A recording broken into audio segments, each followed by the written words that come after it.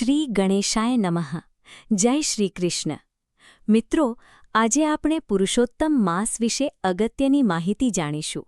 તારીખ 17 મે 2026થી લઈને તારીખ 15 જૂન 2026 સુધી ચાલતો પુરુષોત્તમ માસ વિશે.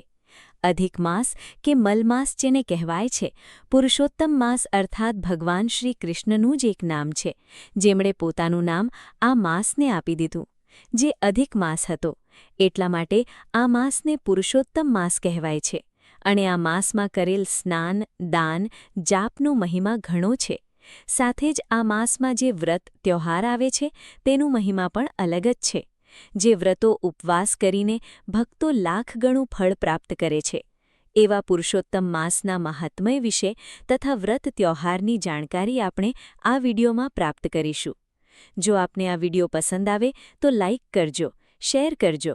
આપ આ ચેનલ પહેલી વખત જોઈ રહ્યા છો તો સબસ્ક્રાઇબ કરી લેજો, જેથી આવનાર નવા વિડીયોની માહિતી આપ સુધી તુરંત પહોંચી શકે. ધન્યવાદ.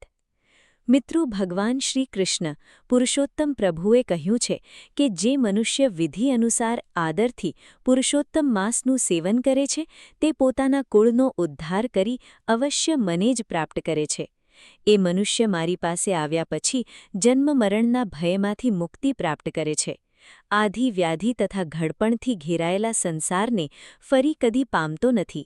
જે ભાગ્યશાળી સ્ત્રીઓ સંતાન સુખ અને સૌભાગ્ય માટે પુરુષોત્તમ ભગવાનના આ માસમાં સ્નાન, દાન, પૂજન કરે છે, તેઓને હું સ્વયં અર્થાત ભગવાન શ્રીકૃષ્ણ પુરુષોત્તમ સૌભાગ્ય, સંપત્તિ, સુખ તથા સંતાન આપનાર થાય છે, એવું પ્રભુનું વચન છે. પુરુષોત્તમ માસ કે અધિક માસ 3 વર્ષે આવે છે. સૂર્ય એક સૌર વર્ષ 365 દિવસનો હોય છે, જ્યારે ચંદ્ર મહિનો 1 વર્ષ 354 દિવસનો હોય છે. અને આમ 3 વર્ષે 30 દિવસ અલગથી નીકળે છે. જે 30 દિવસનો મહિનો જ્યારે પણ આવે, એટલે કે 12 માસ પ્રમાણે જ્યારે પણ વચ્ચે એ 30 દિવસનો મહિનો આવે, ત્યારે અધિક માસ કે પુરુષોત્તમ માસ આવે છે. આ વર્ષે અધિક માસ 2 જ્યેષ્ઠ માસમાં આવે છે. એટલે કે પહેલો જ્યેષ્ઠ છે તે અધિક જ્યેષ્ઠ ગણાશે અને બીજો જ્યેષ્ઠ માસ નીચ જ્યેષ્ઠ ગણાશે. માટે તારીખ 17 મે 2026થી લઈને તારીખ 15 જૂન 2026 સુધી જે અધિક જ્યેષ્ઠ માસ આવે છે, ત્યારે પુરુષોત્તમ માસ ઉજવવાનો રહેશે. હિન્દુ પંચાંગ અનુસાર અધિક માસ, મલમાસ કે પુરુષોત્તમ માસ જેને કહેવાય છે, તે આધ્યાત્મિક સાધના માટે ઉત્તમ છે, પાઠ પૂજા માટે પણ ઉત્તમ છે, ભગવાનની ભક્તિ માટે સમર્પિત મનાય છે. આ અવધિમાં સ્નાન, દાન, યજ્ઞ, હવન, તપ જેવા ધાર્મિક કાર્યો વિશેષ ફળ પ્રાપ્ત કરાવે છે. માન્યતા છે કે ભગવાન વિષ્ણુની વિશેષ કૃપા પ્રાપ્ત કરવા માટે માસ આવે છે. આ માસમાં વિવાહ, મુંડન, ગૃહપ્રવેશ તથા અન્ય માંગલિક કાર્યો, લૌકિક કાર્ય વર્જિત મનાય છે. આ માસમાં શુભ કાર્ય વર્જિત હોય માટે માત્ર ભગવાનની ભક્તિ કરવી ઉત્તમ મનાય છે. વિષ્ણુ ભગવાનને અથવા ભગવાન શ્રી કૃષ્ણને સમર્પિત આ માસ ગણાય છે, એટલા માટે આ માસને પુરુષોત્તમ માસ કહેવાય છે. હિન્દુ પંચાંગ અનુસાર અધિક માસ એક એવો વિશેષ સમય છે જેમાં કોઈ પણ સ્થાયી અધિપતિ દેવતા ન હતા, જેને કારણે પહેલા દેવ પૂજન કે માંગલિક કાર્યો થતા નહીં. ત્યાજ્ય માસ તરીકે આ માસ ઓળખાતો હતો. માન્યતા અનુસાર જ્યારે આ માસની ઉપેક્ષા થવા માંડી, અશુભ ગણીને તેને જાકારો આપવા માંડ્યા બધા માસ, ત્યારે તે માસ પીડાતો ભગવાન વિષ્ણુ પાસે ગયો અને ત્યારે તેણે પ્રભુને પ્રાર્થના કરી કે હે પ્રભુ, મુજ અનાથ ઉપર કૃપા કરો, કારણ કે આપ અનાથોના નાથ છો. આપ મને સંરક્ષણ પ્રદાન કરો, આપ મારી રક્ષા કરો. ત્યારે ભગવાન શ્રી હરિનારાયણ કે જે ભક્ત વત્સલ તરીકે ઓળખાય છે, તેઓએ આ અધિક માસને પુરુષોત્તમ માસ તરીકે ઘોષિત કર્યું, પોતાનું જ એક નામ આપી દીધું. ત્યારથી આ માસ પુરુષોત્તમ માસ કહેવાનું. ભગવાન વિષ્ણુના આશીર્વાદ પ્રાપ્ત કરીને તે ભક્તિભાવથી તરબોળ થયો. જપ, તપ, દાન, ભક્તિ કરતા આ માસ વધુ પુષ્ટ થયો. આ માસની તુલનામાં અન્ય માસ પણ નબળા પડવા લાગ્યા. અધિક ગુણવાન અને અધિક પુણ્યશાળી માસ ગણા. 3 વર્ષે આવતો આ અધિક માસ, ભગવાનની દિવ્ય કૃપાથી તરબોળ આ માસ અત્યંત પવિત્ર અને ફલદાયી મનાય છે. આધ્યાત્મિક ઉન્નતિ વિશેષ લાભ આપે છે. અધિક માસમાં આપણે શું કરવું, શું ન કરવું તે જાણી લઈએ. હિન્દુ ધર્મ અનુસાર અધિક માસ અત્યંત પવિત્ર, આધ્યાત્મિક સાધના માટે ઉત્તમ હોય, માટે આ માસમાં ધાર્મિક કાર્ય કરવા શુભ મનાય છે. માન્યતા છે કે આ માસમાં કોઈ સંકલ્પ ન લેવો જોઈએ. વધુ મોટું કાર્ય કરવા માટે કોઈ માનતા પણ કરાતી નથી. આ માસમાં ભક્તિ અને સાધના શુભ ફળ આપનાર છે. શ્રીમદ ભાગવત કથા છે, ગીતાજીનો પાઠ છે, રામાયણનો પાઠ છે, મંત્ર જાપ છે, આપણા ઇષ્ટ દેવતાના, તે કરી શકાય છે. વિષ્ણુ સહસ્ત્રનામ પાઠ છે, દીપદાન છે, મંદિરોમાં પણ દીપદાન કરાય છે. નદી, તળાવ કે સરોવરના કિનારે તથા વૃક્ષ નીચે દીપદાન કરાય છે. તુલસી પૂજન થાય છે, પીપળાના વૃક્ષની પૂજા થાય છે, ગૌ સેવા થાય છે, પશુ પક્ષીની સેવા થાય છે. જરૂરિયાતમંદને દાન પુણ્ય કરવાથી 1 લાખ ગણો ફળ પ્રાપ્ત થાય છે. આ કાર્યો એવા છે કે જે પુરુષોત્તમ માસમાં ખાસ કરાય છે. ભગવાન વિષ્ણુની વિશેષ કૃપા પ્રાપ્ત થાય છે. જીવનમાં સકારાત્મક ઊર્જાનો સંચાર થાય છે. આ અધિક માસમાં આખો માસ ભક્તો વ્રત ઉપવાસ કરે છે. જો કે આખો માસ વ્રત ઉપવાસ ન થાય તો છેલ્લા 5 દિવસ એટલે કે પંચરાત્રિ વ્રત છે, 11થી લઈને 5 દિવસનું વ્રત છે, તે પણ કરી શકાય છે. અથવા પૂર્ણિમાનું વ્રત, એકાદશીનું વ્રત પણ લઈ શકાય છે. અમાવસ્યાનું વ્રત પણ કરી શકાય છે. આ માસ કે જે પુણ્ય આપનાર હોય, આ માસમાં સ્નાનના પણ ઘણા નિયમ છે. જેમ કે આમળા છે, જવ, તલ આદિના મિશ્રણથી સ્નાન કરવું, ઉપટન બનાવીને સ્નાન કરવું ઉત્તમ મનાય છે, સ્વાસ્થ્યવર્ધક ગણાય છે. આમળાના વૃક્ષ નીચે બેસીને ભોજન કરવું અથવા પ્રભુના નામનો જપ મંત્ર કરવો પણ માનસિક શારીરિક કષ્ટ દૂર કરે છે. આમળા કે જે ભગવાનને ખૂબ જ પ્રિય છે અને આયુર્વેદમાં ધન્વંતરી દેવની પૂજા કરતી વખતે પણ આપણે આમળાના વૃક્ષની પૂજા કરીએ છીએ. આમળાનું વૃક્ષ તે આરોગ્યપ્રદ છે. આમળા અને પીપળાના વૃક્ષ તથા તુલસીના છોડને સ્પર્શ કરવાથી પણ પવિત્રતા પ્રાપ્ત થાય છે. સાત્વિકતા અને પ્રસન્નતામાં બઢોતરી થાય છે. આ માસમાં જમીન ઉપર સૂવું, એક ચાદર કે ગોદડી પાથરીને સૂવું તથા 1 ટાઈમ ભોજન લેવું, સાત્વિક ભોજન હોવું જોઈએ. બ્રહ્મચર્યનું પાલન કરવું, આમ કરવાથી પાપ નષ્ટ થાય છે અને શુભતારૂપી ઊર્જા વધે છે. શરીરમાં, મનમાં વ્યક્તિત્વ નિખાર પામે છે. આ પુરુષોત્તમ માસને ઘણા વરદાન પ્રાપ્ત છે. શુભ કર્મ કરવા માટે ઉત્તમમાં ઉત્તમ કોઈ માસ હોય તો 3 વર્ષે આવતો આ અધિક માસ છે. અધિક માસમાં ખાસ ધ્યાન રાખવું, કોઈની નિંદા કૂથલી ના કરવી. વાળ નખ પણ ઘણા કાપતા નથી, પરંતુ અત્યારના સમયે બધા લોકો કંઈ ને કંઈ કામ કરતા હોય છે. ઓફિસે જતા હોય છે ત્યારે વાળ નખ કાપવા પડે છે. એટલે સમય પ્રમાણે આપણે નિયમોને ચેન્જ કરતા રહીએ છીએ. માટે આમાં કોઈ દોષ લાગતો નથી. પરંતુ એટલું ધ્યાન રાખવું કે આપણે કોઈને આડા ન આવવું, આપણા કર્મોની શુદ્ધિ રાખવી, કોઈની નિંદા કૂથલી કરવી નહીં, ઝઘડો થાય એવું બોલવું નહીં.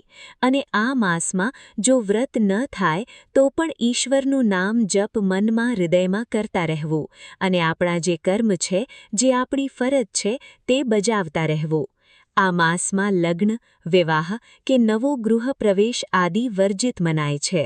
પરંતુ કૂવો છે, વાવડી છે, તળાવ છે, બાગ બગીચા છે, તેની પ્રતિષ્ઠા કરી શકાય છે. નવવિવાહિત વધુનો પ્રવેશ, દેવતાઓનું સ્થાપન, યજ્ઞોપવિત સંસ્કાર, નામકરણ સંસ્કાર, મકાન બનાવવું, નવા વસ્ત્ર ધારણ કરવા, અલંકાર પહેરવા આદિ કાર્ય વર્જિત મનાય છે. નિષ્કામ કર્મ જ કરવું શુભ મનાય છે. જેમાં મોહમાયા ન હોય અને મનમાં હૃદયમાં ઈશ્વર પ્રત્યે આપણને શ્રદ્ધા જાગ્રત થાય એવા કર્મ કરતા રહેવું. જપ, કીર્તન, સ્મરણ, ધ્યાન, દાન આદિ કર્મ શુભ મનાય છે. પિતૃસ્મરણ, શ્રાદ્ધ આદિ તથા ગર્ભાધાન, પુસવવન જેવા સંસ્કાર પણ કરી શકાય છે. સંતાનનું જન્મ થાય અને કોઈનું મૃત્યુ થાય તે આપણા હાથમાં નથી, માટે એ સર્વે કાર્યો પણ થાય છે તેના સંસ્કાર જે છે તે પૂરા કરાય છે. જન્મ મૃત્યુના જે નિયમ છે તેનું પાલન કરવું જોઈએ. દેવી ભાગવત અનુસાર સામર્થ્ય ન હોય તો સંત મહાપુરુષોની સેવા કરીને સહભાગી બનવું જોઈએ. તીર્થ, તપ આદિના સમાન ફળ પ્રાપ્ત થાય છે. આ માસમાં દીપકનું દાન મનોકામના પૂર્તિ માટે કરાય છે. જો દીપકનું દાન કરીએ તો જેમ અંધકાર દૂર થાય છે પ્રકાશથી, એ જ રીતે આપણા મનમાં અથવા આપણા દુઃખ ક્લેશ પણ દૂર થાય છે અને ઉજાસ ફેલાય છે. દુઃખ શોકનો નાશ થાય છે. માટે દીપદાન રાત્રિના સમયે સૂર્યાસ્ત પછી કરવું શુભ મનાય છે. સારું સ્થાન પ્રાપ્ત થાય છે. આયુષ્ય વધે છે. આ માસમાં ગીતાજીનો 15મો અધ્યાય પુરુષોત્તમ યોગનો અર્થ સહિત પ્રેમપૂર્વક પાઠ કરવો જોઈએ. ભક્તિપૂર્વક સદ્ગુરુના આધ્યાત્મ વિદ્યાનું શ્રવણ કરવું જોઈએ. જો ગુરુ હોય તો ગુરુ પાસે આશીર્વાદ લેવા, ગુરુ મંત્રનો જાપ કરવો, ગુરુ દીક્ષા લેવી શુભ મનાય છે. બ્રહ્મ હત્યા જનિત પાપ નષ્ટ થઈ જાય છે. પ્રતિદિન અશ્વમેઘ યજ્ઞનું ફળ પ્રાપ્ત થઈ જાય છે. નિષ્કામ ભાવથી જો પુરુષોત્તમ યોગનું શ્રવણ કરવામાં આવે તો જીવ મુક્ત બની જાય છે. આ માસમાં ભગવાન શ્રી કૃષ્ણની સેવા, પૂજા થાય છે. ભગવાન નારાયણની જે આપણને ઇષ્ટ હોય તે ભગવાન વિષ્ણુના સ્વરૂપની પૂજા, ઉપાસના કરાય છે. આ માસમાં બ્રહ્મ મુહૂર્તમાં ઉઠીને ભગવત સ્મરણ કરવું શુભ મનાય છે. સ્વાધ્યાય, પિતૃતર્પણ, દેવર્ચન જે પણ આપણે પુણ્ય અર્ચિત કરીએ છીએ, ચાહે પિતૃકાર્ય હોય કે દેવકાર્ય હોય, તે અક્ષય થઈ જાય છે. જો પ્રમાદથી આ માસમાં કોઈ લાભ ન ઉઠાવીએ, આપણે કોઈ ધર્મ કાર્ય, આપણું હિત કે કલ્યાણ ન કરીએ, આપણા ઇષ્ટદેવની પ્રસન્નતા માટે શુભ કર્મ ન કરીએ, તો કહેવાય છે કે મનુષ્ય લોકમાં દરિદ્રતા પ્રાપ્ત થાય છે અને પાપ તથા કિચ્ચડથી નિંદિત થઈ જાય છે.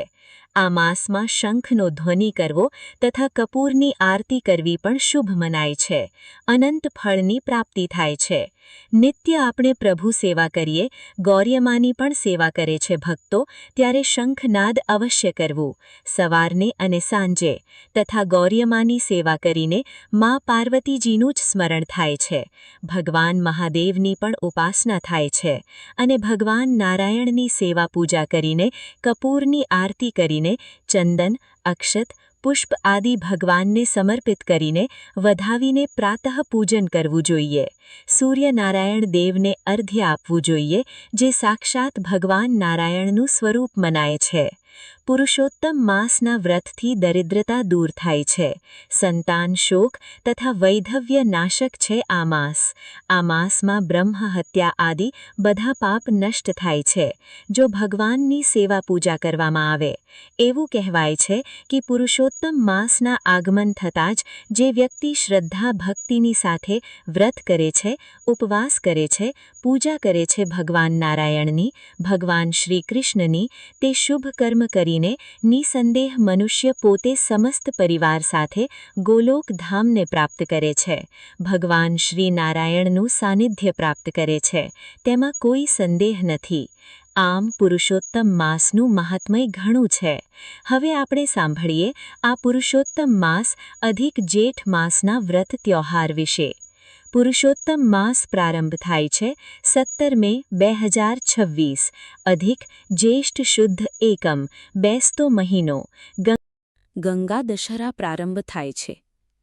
અધિક માસ પુરુષોત્તમ માસની શરૂઆત આજથી જ થાય છે. આજથી જ ભગવાન નારાયણની પૂજા, ઉપાસના જે ભક્તો કરવા માંગે છે તે સવારે વહેલા ઉઠીને સ્નાનાદિથી પરવારીને પ્રભુની ભક્તિમાં ઓતપ્રોત રહીને પ્રભુનું નામ જપ કરતાં કરતાં આપણા ઘરના મંદિરની સફાઈ કરવી. જો અલગ બાજોટ ઢાળીને ભગવાન નારાયણ, ભગવાન શ્રી કૃષ્ણનું સ્થાપન ઘરમાં કરવું હોય, અખંડ જ્યોત પ્રગટાવવાની હોય, ઘટ સ્થાપન કરવું હોય તો એ રીતે પણ આજે જ કરવાનું છે. સવારે 6:30 પછી આજે ભગવાન નારાયણની જે આપણે પૂજા ઉપાસના આરંભ કરીએ છીએ તે આખા માસ દરમિયાન કરવાની હોય છે. એ રીતે સંકલ્પ કરવો કે તમે કેવી રીતે પૂજા ઉપાસના કરવા માંગો છો.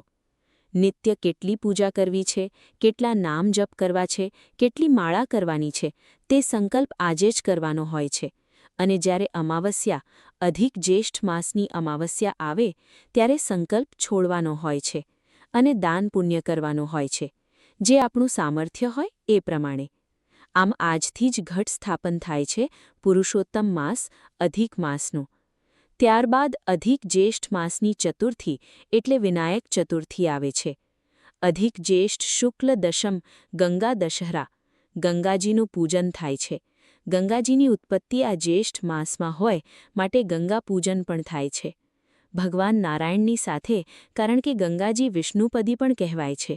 ભગવાન નારાયણના ચરણમાંથી નીકળેલા હોય નારાયણી કહેવાય છે. ગંગાજીની પૂજા ઉપાસના કરીને આખા ઘરમાં ગંગાજીનો છંટકાવ કરવો. જો આપણે સ્નાન કરીએ ત્યારે પણ ગંગાજીનું નામ સ્મરણ કરીએ તો પણ ગંગા સ્નાન બરાબર પુણ્ય પ્રાપ્ત થઈ જાય. કારણ કે એક તો ગંગા દશહરા, એમાં અધિક માસ પુરુષોત્તમ માસ છે, પુણ્યના ભાગી બની જવાય છે. અધિક જ્યેષ્ઠ માસના શુક્લ પક્ષની એકાદશી એટલે પદ્મિની એકાદશી. આ દિવસે ભગવાન નારાયણનું વિશેષ પૂજા થાય છે તથા ભગવાન નારાયણને પ્રિય એવી એકાદશીના કથાના મહાત્મ્ય વિશે સંભળાય છે. આ દિવસે ગીતાજીનો પાઠ, વિષ્ણુ સહસ્ત્ર પાઠ કરવો ઉત્તમ મનાય છે. અધિક જ્યેષ્ઠ શુદ્ધ તેરસ એટલે પ્રદોષનું વ્રત ભગવાન મહાદેવને સમર્પિત છે. અધિક જ્યેષ્ઠ માસની પૂર્ણિમા એટલે ભગવાન લક્ષ્મીનારાયણ દેવને સમર્પિત આ પૂર્ણિમા. આજે સત્યનારાયણ ભગવાનની કથા કરીને ભક્તો મનોવાંછિત ફળની પ્રાપ્તિ કરી શકે છે. અધિક જ્યેષ્ઠ માસના વધ પક્ષની ચતુર્થી એટલે સંકષ્ટ ચતુર્થી. અધિક જ્યેષ્ઠ માસની અષ્ટમી એટલે કાલાષ્ટમી. અધિક જ્યેષ્ઠ વદ એકાદશી પરમા એકાદશી. અધિક જ્યેષ્ઠ વદ તેરસ પ્રદોષનું વ્રત ભગવાન શિવજીને પ્રિય એવું આ વ્રત છે. અધિક જ્યેષ્ઠ માસની અમાવસ્યા. આજે અધિક માસ પૂર્ણ થાય છે. જે ભક્તોએ આખો માસ વ્રત ઉપવાસ કર્યા છે તેને પારણા કરવાનું આજે શુભ દિવસ, શુભ તિથિ છે. પિતૃતર્પણની સાથે આ માસના પારણા પણ થશે. દાન પુણ્ય થશે.